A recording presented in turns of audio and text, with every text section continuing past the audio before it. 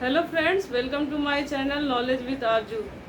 पिछले क्लास में हम लोगों ने बाल विकास के अंतर्गत बाल विकास के अर्थ को समझा था, अभिवृद्धि को समझा था और फिर हमने विकास और अभिवृद्धि में अंतर को जाना था। आज हम लोग जानेंगे कि बाल विकास कैसे होता है, उस पर क्या क्या चीज़ों का प्रभाव पड़ता है। तो आइए चलते हैं, देखते हैं बाल विकास का क्या अर्थ है। बाल विकास का अर्थ होगा बाल अर्थात बालक, विकास अर्थात बालक का विकास।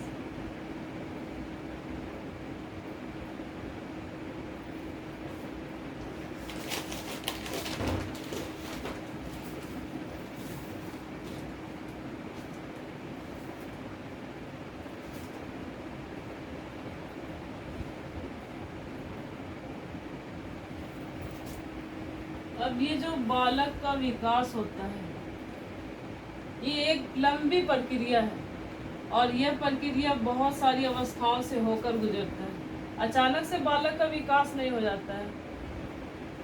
बालक का विकास जो होता है सबसे पहले गर्भावस्था से शुरू होता है।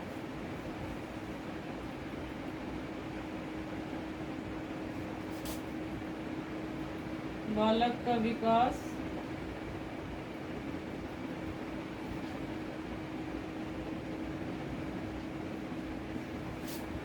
गर्भावस्था से प्रारंभ होती है।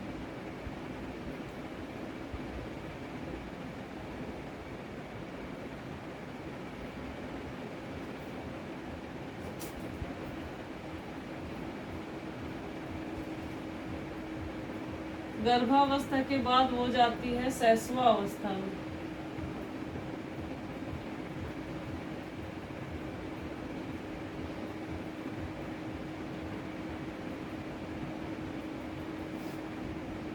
फिर इसके बाद जाती है बाल्यावस्था।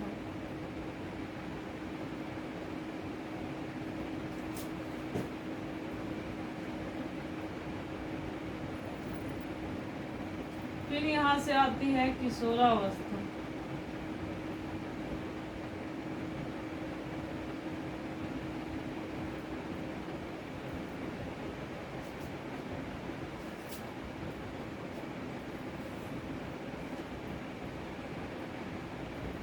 यहाँ से प्रौढ़ावस्था में जाता है।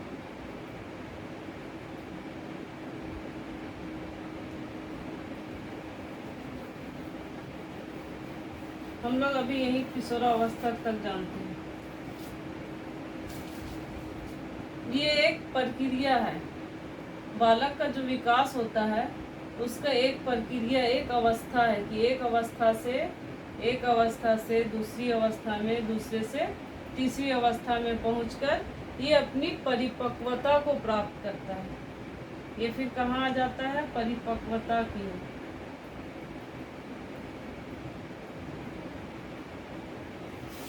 यहाँ से किशोरावस्था के बाद परिपक्वता की ओर बालक जाता है।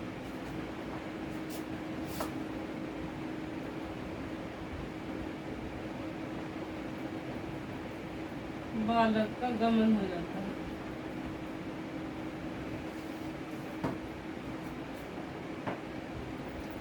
अब इन अवस्थाओं से गुजरते हुए जब बालक परिपक्वता को प्राप्त करता है तो उसमें बहुत सारे चेंजेज आते हैं, बहुत सारे बदलाव आते हैं। तो उन बदलावों को भी हम लोग आज देखेंगे। विकास तो हो रहा है, कितनी अवस्था में हो रहा है, कितनी चरण में हो रहा है, ये हम लोग देख रहे हैं। अवस्था बाई अवस्था चेंज हो रहा है। अब हम लोग देखेंगे कि इस अवस्था से, इस गर्भावस्था से शैशवा अवस्था में आने के क्रम में, शैशवा अवस्था से बाल्यावस्था में आने के क्रम में, बाल्यावस्था से किशोरावस्था के आने के क्रम में, फिर किशोरावस्था से परिपक्वता की ओर जब जाता है तो फिर उसमें क्या क्या परिवर्तन होते हैं, उस परिवर्तन को हम लोग अभी देखेंगे।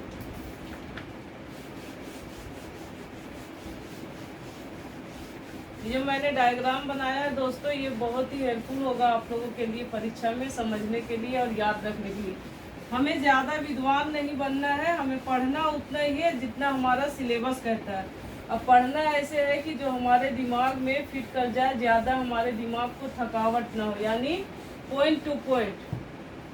ज़्यादा हम लोग को बहुत ज़्यादा लिख लिख के कॉपी पन्ना भर के हमको नहीं पढ़ना है। पढ़ना उतना है जितना हमारा कॉन्सेप्ट क्लियर हो जाए।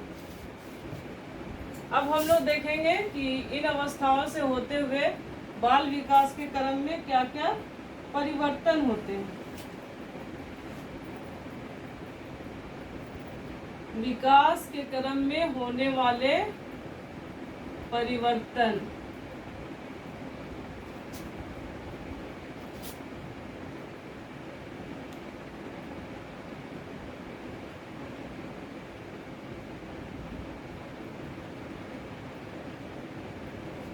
होने वाले परिवर्तन।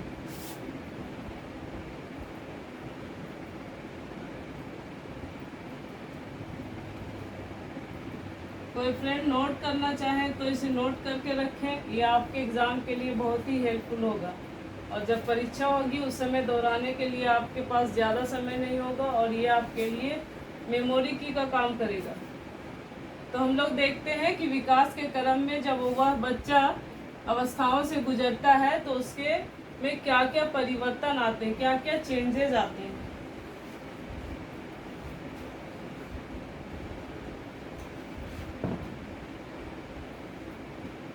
पहला हो जाएगा आकार में परिवर्तन।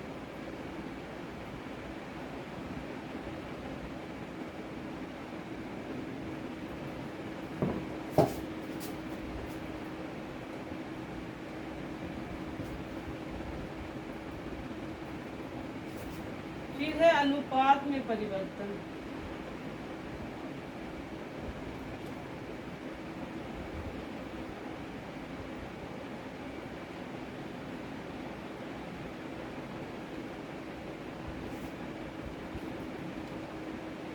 ये सारे जो पॉइंट्स है दोस्तों, ये कॉन्सेप्ट के आधार पे बनाए गए। ये सारे आपके समझ को बड़ा करेगा, समझने में आपकी मदद करेगा बाल विकास में। तो इसे आप लोग ज़रूर नोट कर लें।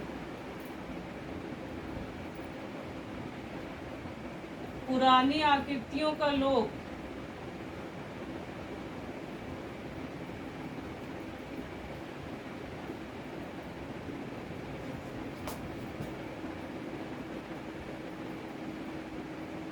मेरा मकसद सिर्फ पढ़ाने का यही है कि आप लोग जो आप लोग का लक्ष्य है सहायक शिक्षक बनने का वो पूरा हो जाए।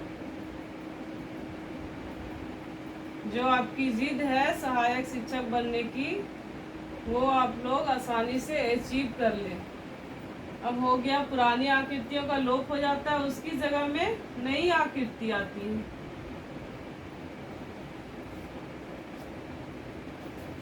नई आकृतियों की प्राप्ति।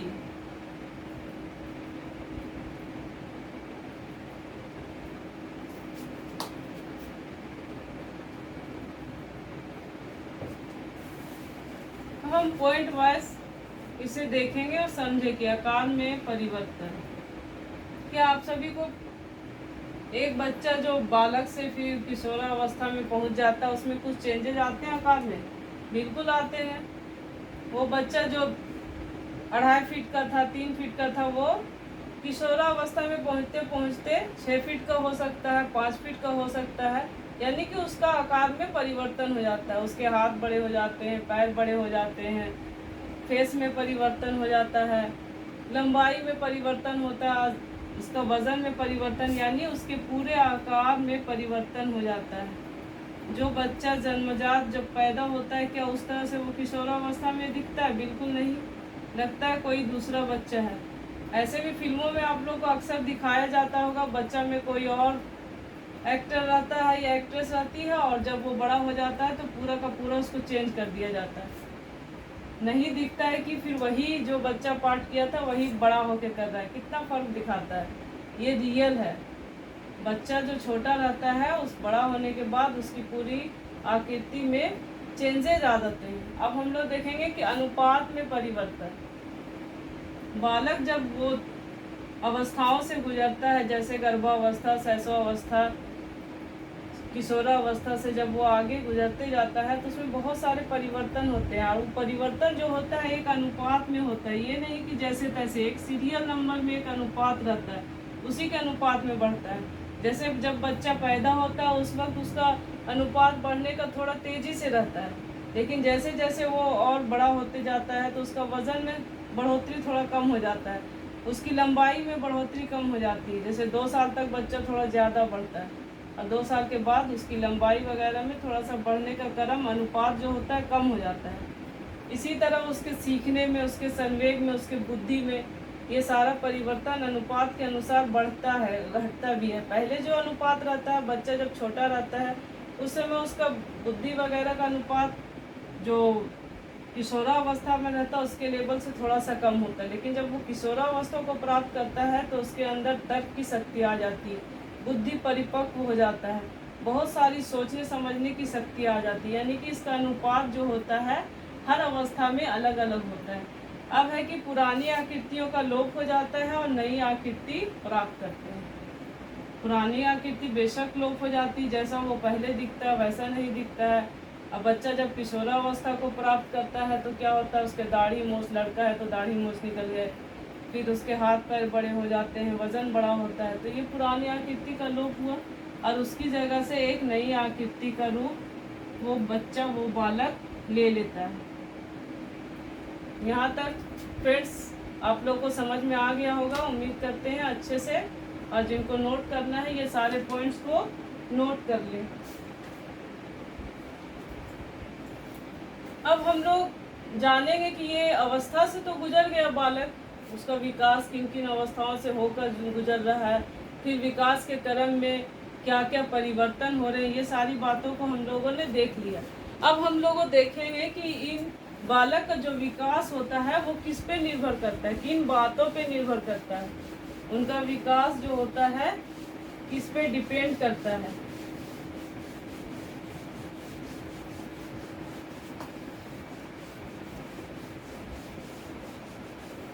तो बालक का विकास जो होता है फ्रेंड्स, दोस्तों, वो 2 बातों पे डिपेंड करता है। एक तो हमारा है वंशानुक्रम यानी कि जीन, और दूसरा जो होता है हमारा वातावरण। इन दोनों का बहुत बड़ा हाथ होता है हमारे बालक के विकास पर। अगर हमारा वातावरण और वंशानुक्रम सही रहा तो बालक का विकास भी सही दिशा में होगा।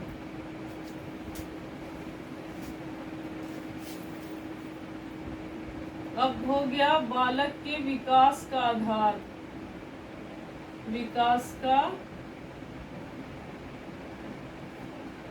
आधार।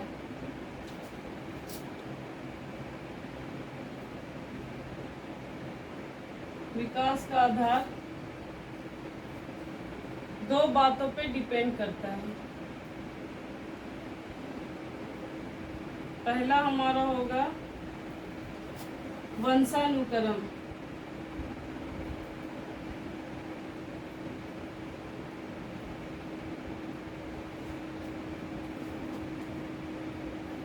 दूसरा हमारा है पर्यावरण।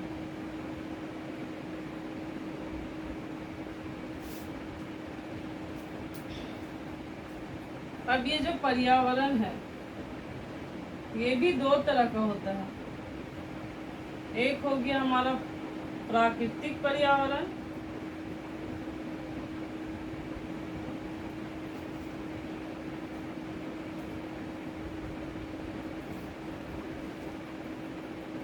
इसके अंतर्गत आ जाएंगे आपके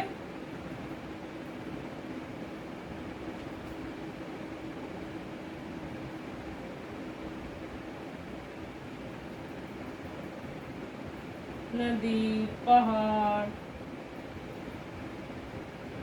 तापमान,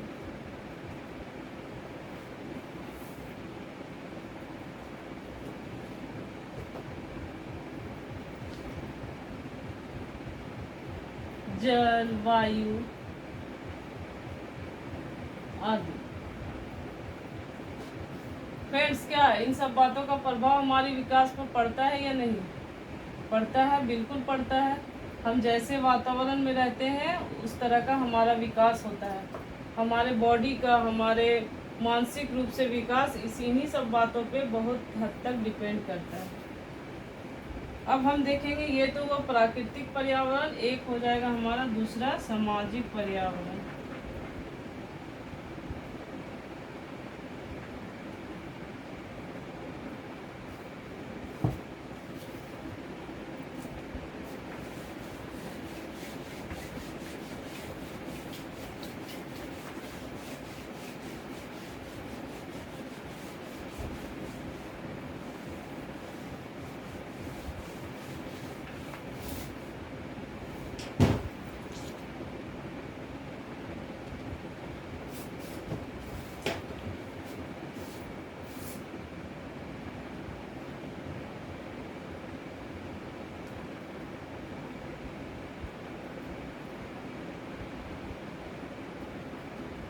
सामाजिक पर्यावरण, ये सामाजिक पर्यावरण सबसे तो हम सभी लोग अच्छी तरह से परिचित हैं।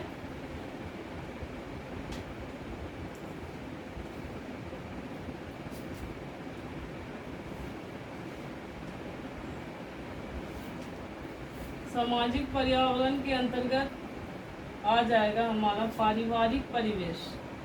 हमारा परिवार का परिवेश, रहन सहन कैसा है।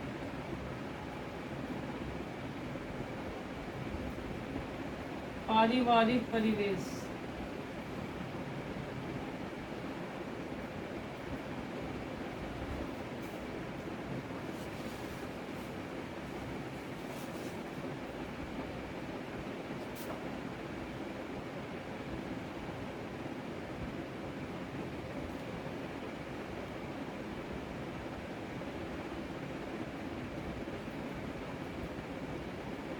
सामाजिक परिवेश,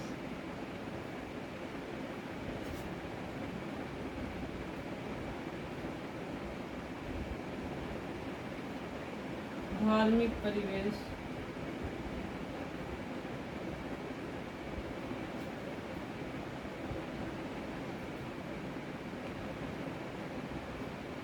सांस्कृतिक परिवेश,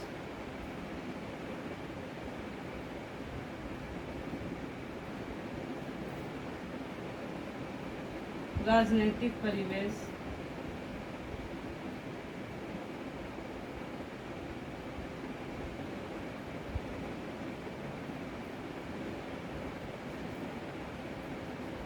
तो सामाजिक पर्यावरण जो हमारे विकास पर, बालक के विकास पर बहुत अधिक प्रभाव डालता है, उसके अंतर्गत बहुत सारे पॉइंट होते हैं। पारिवारिक परिवेश होता है, परिवार हमारा कैसा, हमारा रहन सहन कैसा, परिवार के लोग कैसे हैं, पढ़े लिखे हैं, अनपढ़ हैं, या फिर किस तरह की सोच वाले हैं, उसका बच्चे पर, उसके बच्चे पर, विकास पर बहुत ज़्यादा असर पड़ता है। फिर है सामाजिक परिवेश, समाज हमारा कैसा, हमारे आसपास के लोग कैसे हैं, पढ़े लिखे हैं, ज़्यादा समझदार लोग हैं, या फिर अदर तरह के कुछ सामाजिक असामाजिक तत्व के लोग रहते हैं, तो कैसा परिवेश है। बच्चा जिस परिवेश में रहता है उस तरह का वो सीखता है, विकास भी उसी तरह का होता है। अगर हमारे समाज में ज़्यादातर लोग चोर हैं, डकैत हैं, तो हमारा बच्चा भी उसी तरह का बनेगा, उस पर उसी का असर होगा। अगर हमारा समाज पढ़ा लिखा है और वहाँ पर सभी लोग वेल एजुकेटेड है, तो बच्चा भी हमारा उसी तरह का बनेगा, उसी परिवेश में रहेगा, तो वो भी पढ़ेगा, वो भी आगे बढ़ेगा। फिर है हमारा धार्मिक परिवेश, हमारा धर्म कैसा है, हमारा धर्म क्या सिखा रहा है, हम उसी पर चलते हैं, हमारे धर्म की आस्था क्या है। बच्चे का विकास इस पर भी बहुत हद तक डिपेंड करता है। फिर हमारा सांस्कृतिक परिवेश, हमारी कल्चर कैसी है, हमारी नैतिकता कैसी है, तो ये बहुत हद तक उसके विकास पे डिपेंड करता है। फिर है हमारा राजनीतिक परिवेश, हमारा राजनीतिक परिवेश किस तरह का है, तो ये भी हमारे बालक के विकास पे बहुत ज़्यादा प्रभाव डालता है।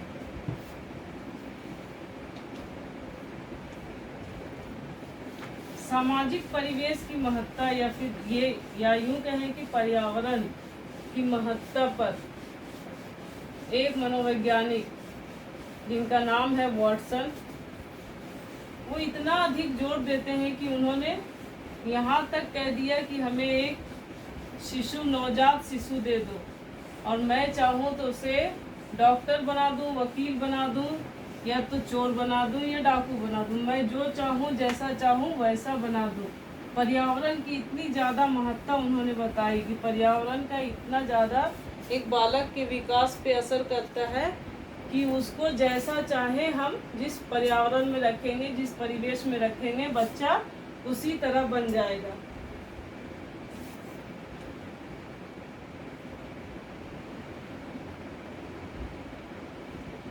वॉटसन, आप लोग नाम सुने हैं फ्रेंड्स? वॉटसन एक मनोवैज्ञानिक थे।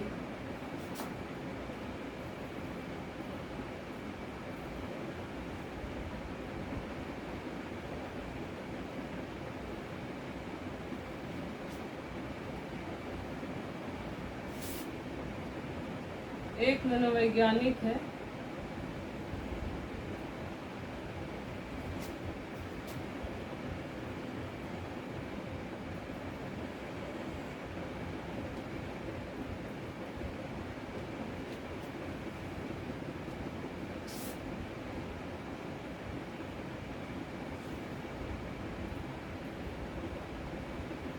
पर्यावरण को इतनी महत्ता दी,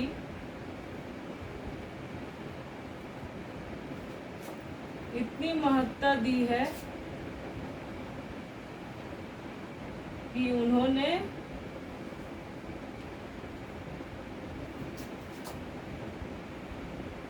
यहाँ तक कह दिया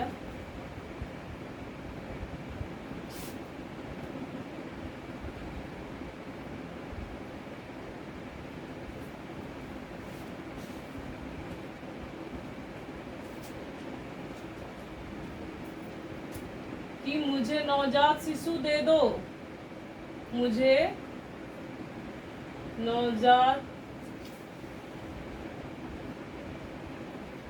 नवजात शिशु दे दो।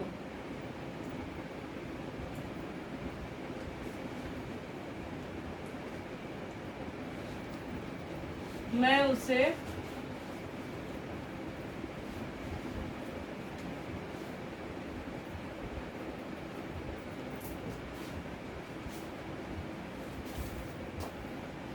डॉक्टर, वकील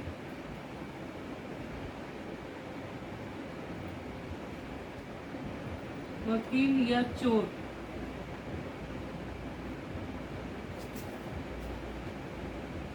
जो चाहूं बना सकता हूँ।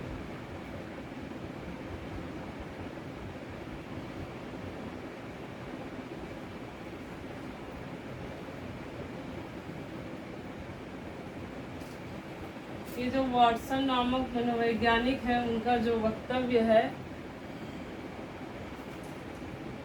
मुझे नवजात शिशु दे दो, मैं उसे डॉक्टर, वकील या चोर जो चाहूँ बना सकता हूँ।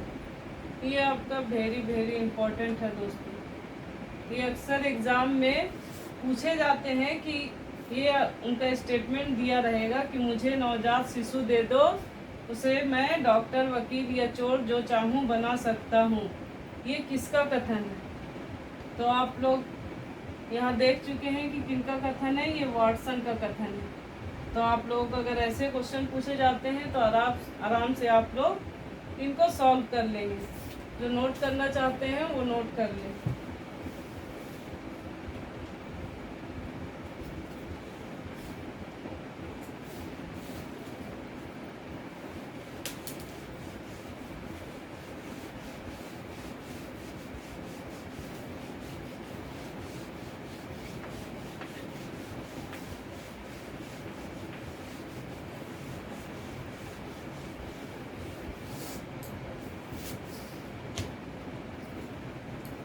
आज का सेशन दोस्तों यहीं पे मैं समाप्त करती हूँ, और अगले सेशन में हम फिर मिलेंगे।